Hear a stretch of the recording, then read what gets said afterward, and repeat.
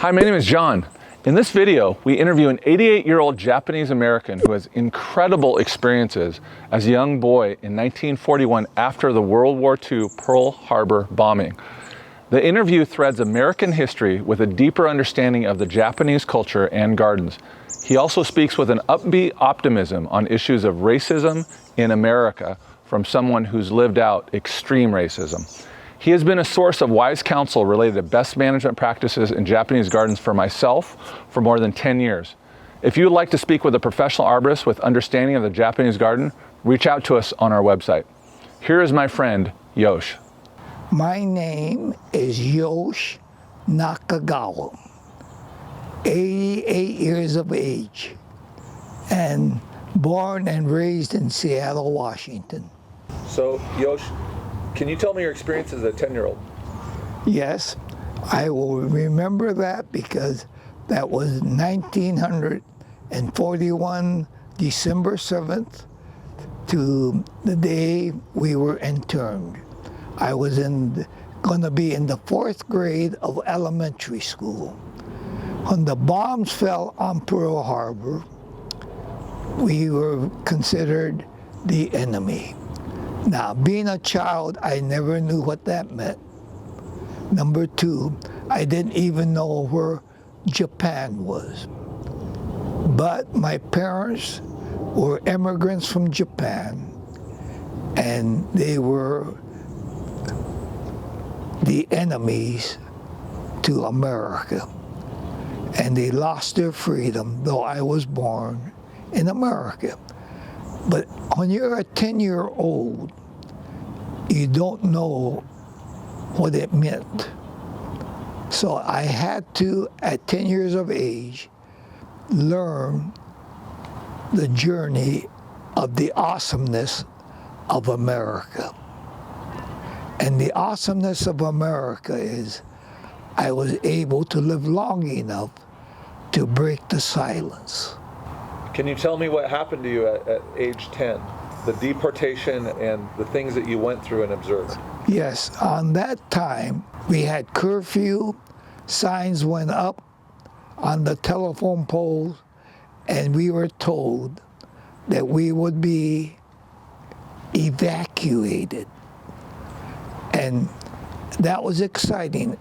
As an immigrant family and a child, I had never been able to go to many places. And when we went to Puyallup Fairgrounds, I thought this was wonderful. Why, it's a fairgrounds. There's everything here. But that was our home. The horse stalls, the mess halls, the parking lot became our homes. And they called that an evacuation center. And they gave it a wonderful name called Camp Harmony. Now you can imagine, for a 10-year-old, he's happy. But my parents and the older people are sad. They are now in prison. And I used to sell newspapers in the 4th grade. I would go to the top of that stadium roof there. There was a machine gun up there, and he wanted a newspaper. And I was so excited to going up there to give him a newspaper. And then shortly, we were told we're going to be moved. Oh, wow, we're going to get to ride on a train. We went to a place in the middle of Puyallup, got on a train. We had to pull down the shades because they didn't want us to know where we're going. And they shipped us to a place called Idaho. And when we got out of the train, we were in the middle of the desert. And the trucks were coming, and they looked out there, and I said, wow, trucks are coming. I never knew that the people thought they would be gunned down and shot and murdered. They came and put us on the truck, and they shipped us into what they called Minidoka Relocation Center. Now, it's America's concentration camp, and they still exist. But today, we're rebuilding that to making it a story of what we do right in America when we make a mistake. Yosh, can you tell me some examples of resiliency of the Japanese Americans to overcome hatred and racism that you saw exhibited in that time of history? I can. And it's very clear to me, my mother and father did not ever in any way feel that what was happening to them was not their fault. And number two, they had no wealth to have a lawyer. Number three, can you imagine that you would send your son or daughter to war from a concentration camp and ask them to die for the country? And they became the highest, most decorated unit ever in the history of the military, the 442 Infantry Combat Team. Then, everywhere we went to, we were not wanted to be served. This is hindsight now, down the road. I never realized why the Germans and the Italians never got there, and why I looked like the enemy and they didn't. And it dawned on me, it had nothing to do, because if I lived in Hawaii, or if I lived in Spokane, Washington, I was free. But if I lived in Alaska, Aleutians, which are territories, west of the Rockies or west of the Cascades, we were all going to be interned. But if I lived over the mountain, I was free. If you saw a movie called Sound of Music, if I could have gotten over the mountains, I was free. Can you imagine the 3 states that are blue today were the worst 3? I was free in Georgia, New York City, Pearl Harbor. But if I lived in Seattle, Portland, San Francisco, Anchorage, we were the enemy. And my Caucasian friends always said to me, why did you go? I said, we thought that was the right thing to do. Look at today. We have violence. Have we learned anything? What happened to the grounds with the Japanese Americans being at the intern camp? You have to remember, my parents could not become citizens. If you couldn't be a citizen, you couldn't own anything. You couldn't own land. If they came from Europe, they could be citizens in 30 days. The only reason the Japanese came from Japan was the Chinese were exempted. They were excluded. They were sent back. But they needed labor. So we came. But do you know, the Chinese and Japanese didn't like each other either. It's not just one group of people. We all have problems. That's why you have to have peace and love. Violence and fear will give you none of that. So tell me about the grounds in either Puyallup or in Idaho and what you saw happen with the Japanese influence on the ground. Everything got better.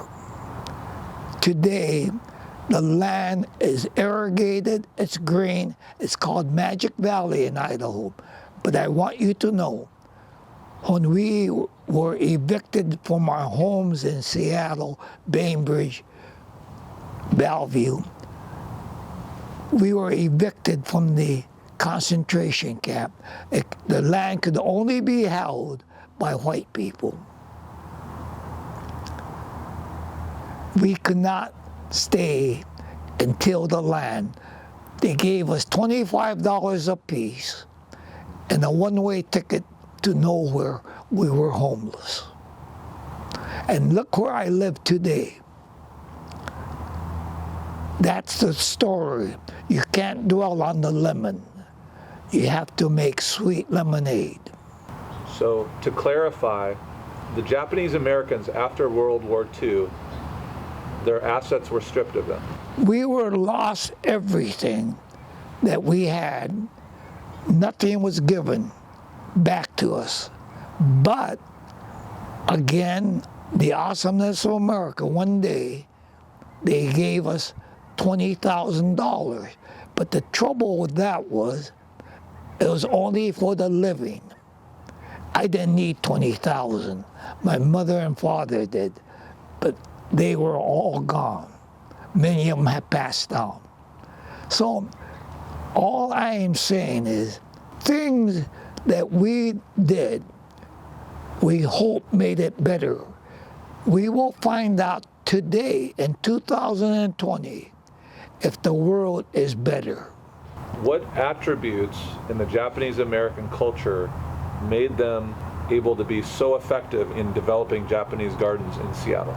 The beauty of a garden, of a tree, and it has to be a tree before it can be a forest. And they live with each other. All the trees live with each other. They don't hate and burn and fight. And you have evergreens to trees. When you see the colors back east of the trees, every color makes it beautiful. It's not only white or black or yellow, it's the rainbow. And the garden, the trees, the things that they loved, they call bonsai. They had no land, but they made trees 200 years old like that. I can't do it, but I could do it in metal. Look at that tree out there. I can't build it. Money can't buy it. You have to live life. And the trees live longer than the human being. Once upon a time, you commented to me about the role of the power tool in the American landscape in contrast to the hand pruning process of the Japanese.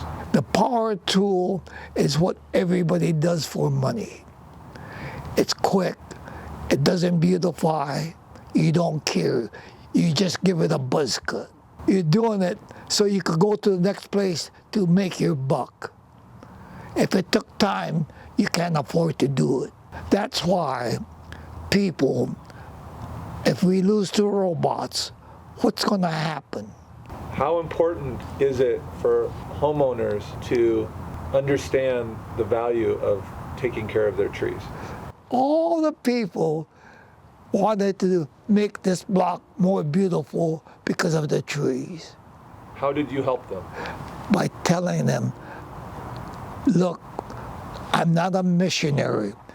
I don't want to convert you, but let's tell your story. You're from Norway. I know, I worked for Scandinavians for 50 years. Let's do something that perpetuates a jumping hill. Let's make a tree that says, that's why you have a jumping hill.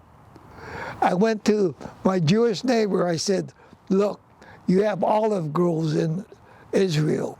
Let's put it, and they all wanted to put a little Japanese American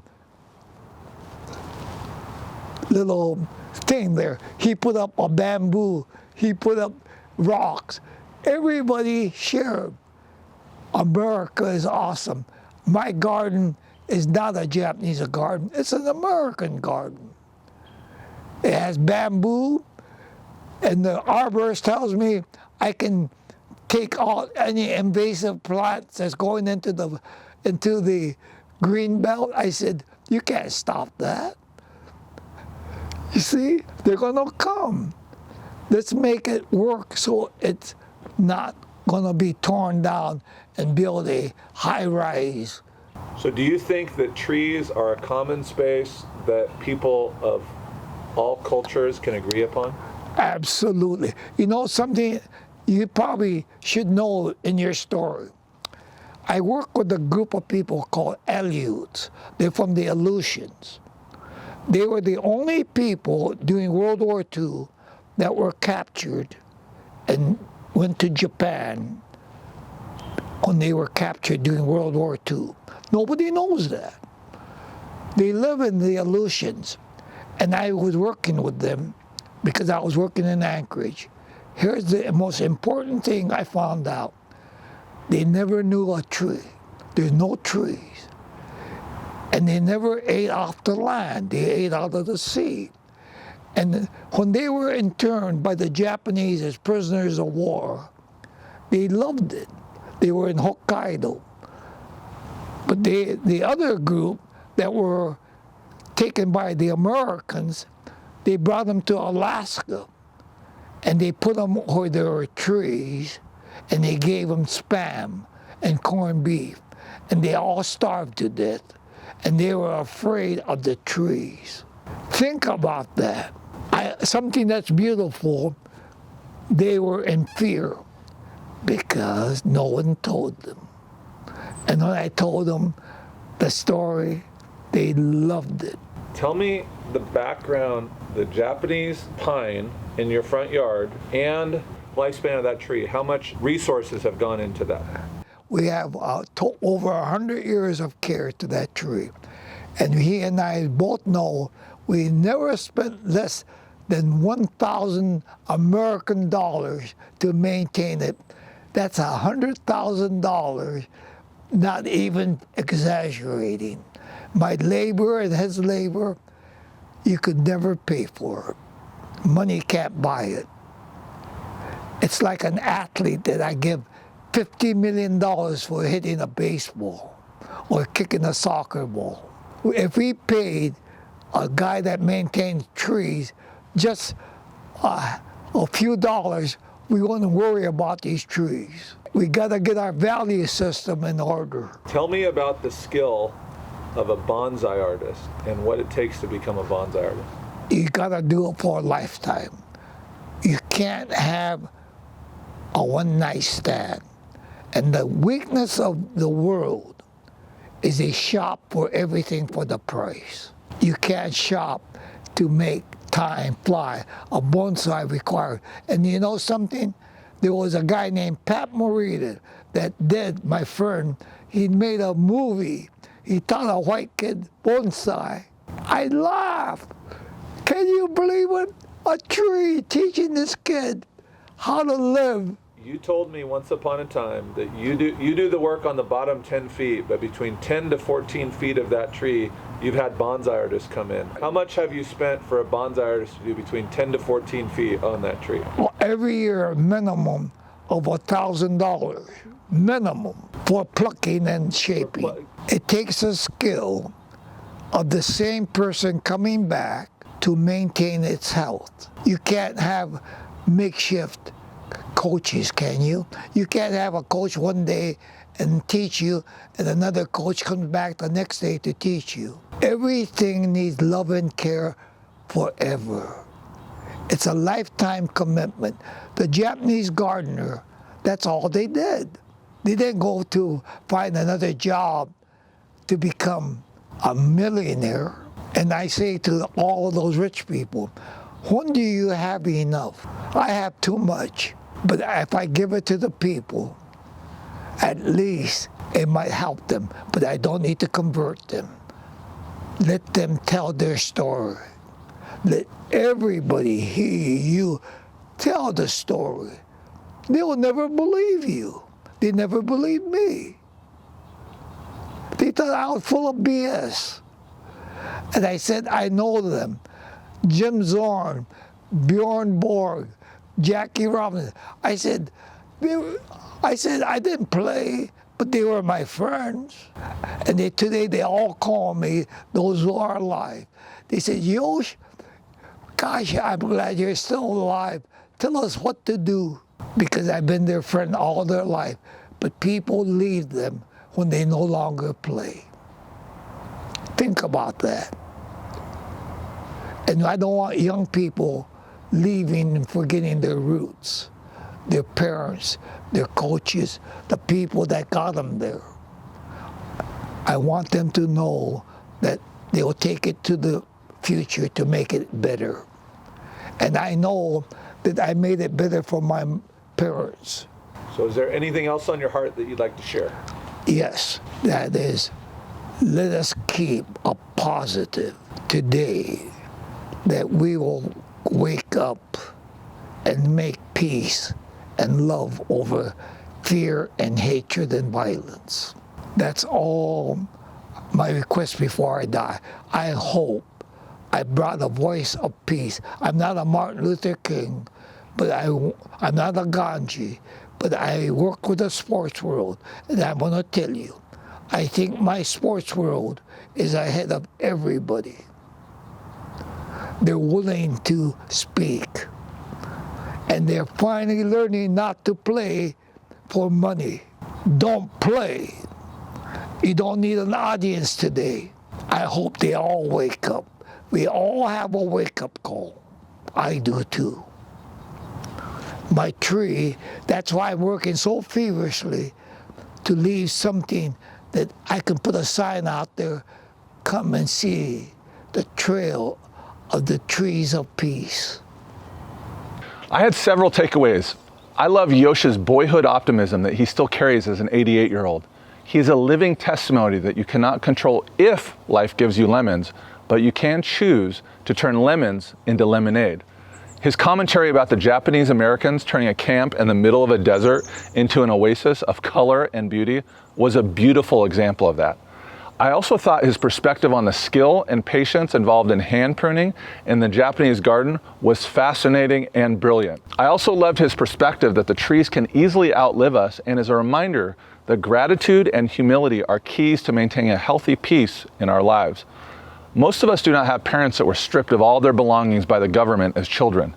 His story speaks of timeless truths about how forgiveness, love, and a willingness to overcome can bring perspective to areas of injustice, racism, and hate.